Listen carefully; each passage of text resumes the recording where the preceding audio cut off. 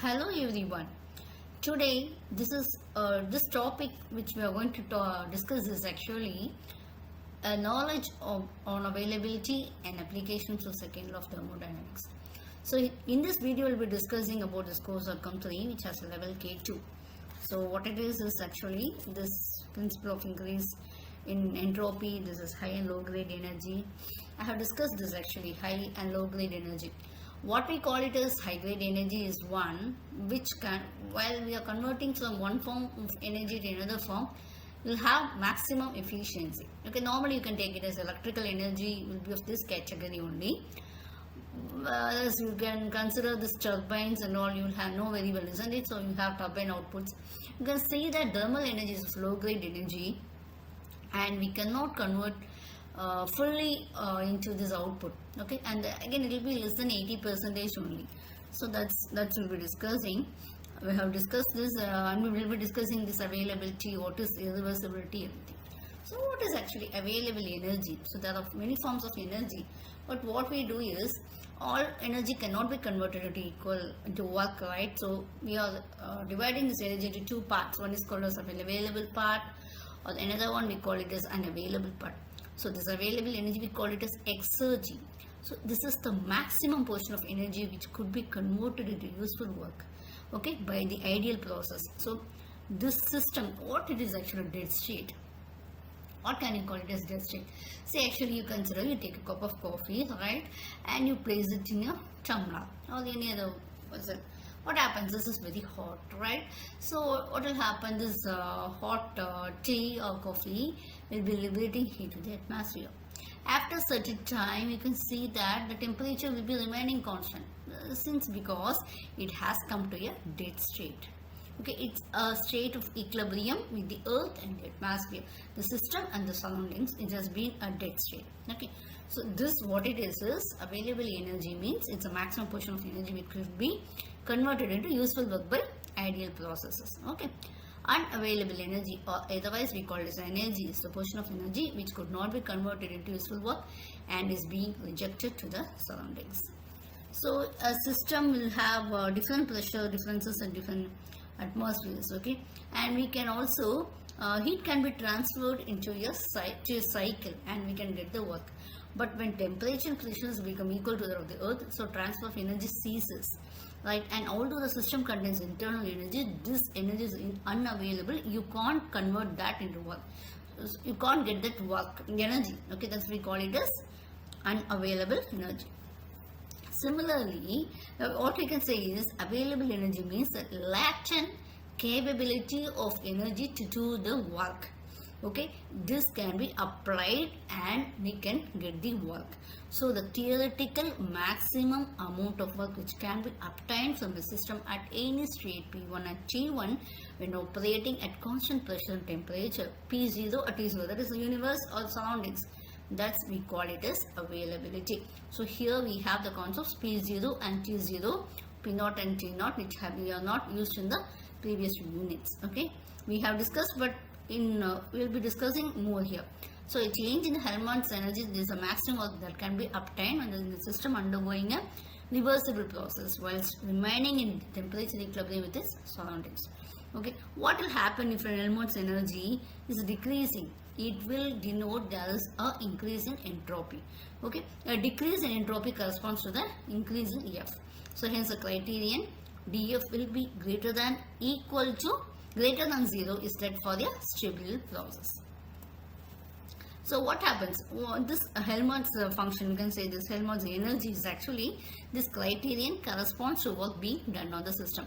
For the constant volume process in which W is equal to 0, dF will be equal to 0.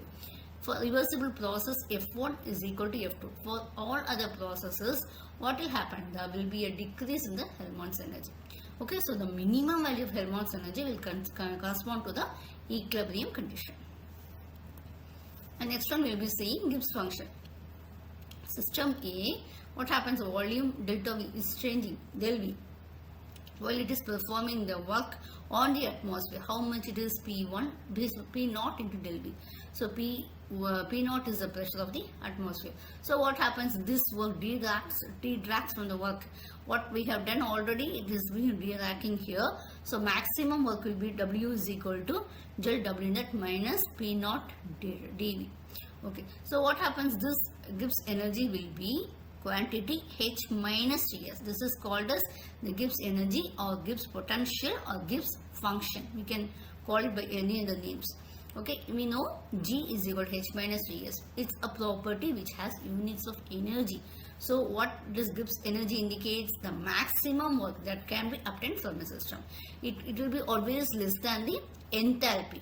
Okay, so now we can see here availability of a steady flow system. Generally a steady flow system, and let it be assumed that the flowing system, you can see that you have an inlet, you have a control volume and an outlet, right? And we have a Carnot engine, so P1, P1, T1, and you will have P2, V2, T2, and you have the surroundings at P0, T0, S1, S2, etc. The system is delivering work in W.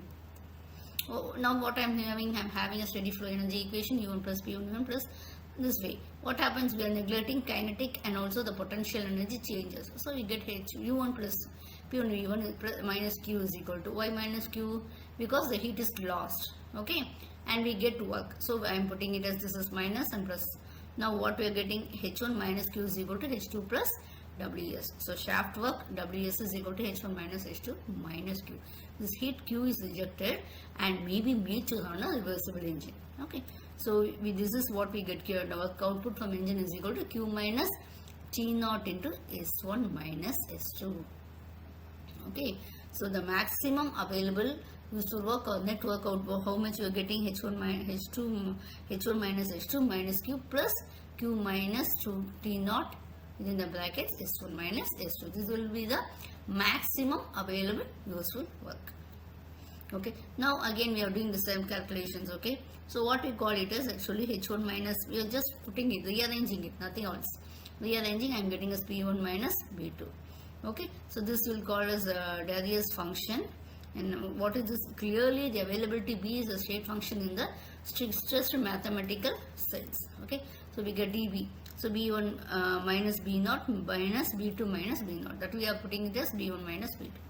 So this availability will yield the maximum work producing potential, or it can be the minimum work requirement of a process. Okay. Next we will be seeing what is exergy. If a certain portion of energy is available, then obviously another part will be unavailable. This we know. So that one part is available, then obviously the other part will be unavailable. So the unavailable part is that which can be thrown away. So this diagram indicating a process from A to B, we are having from A to B. So what happens? This can be considered as one infinite steps. We are having 1 to M, N, 4, 1. Okay. So what is del Q means? Heat transferred into the system, and del QO is heat rejected from the system. Del Q naught. As in an engine, EG undergoes, will be have it as a Carnot cycle. Okay. Actually, when you take it as del Q naught will be the minimum amount of heat that can be rejected, because 1 to 2 and 3 to 4 all are isentropic. Okay. So this is a graphical representation of available energy and irreversibility. See here you can see what it is.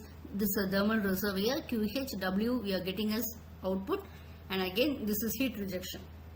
So we can see that this is a heat engine, right? The available energy flow is equal to EH is equal to QH minus T0 into delta S. So what it is actually, W is equal to QH minus Q. This we have seen in the second unit itself. Now we are calculating the available energy. What is irreversibility?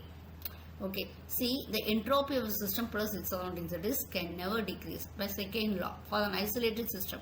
The second law says the entropy of this system plus delta S of surroundings is equal to 0. Okay, but in the real world conditions we can't say this.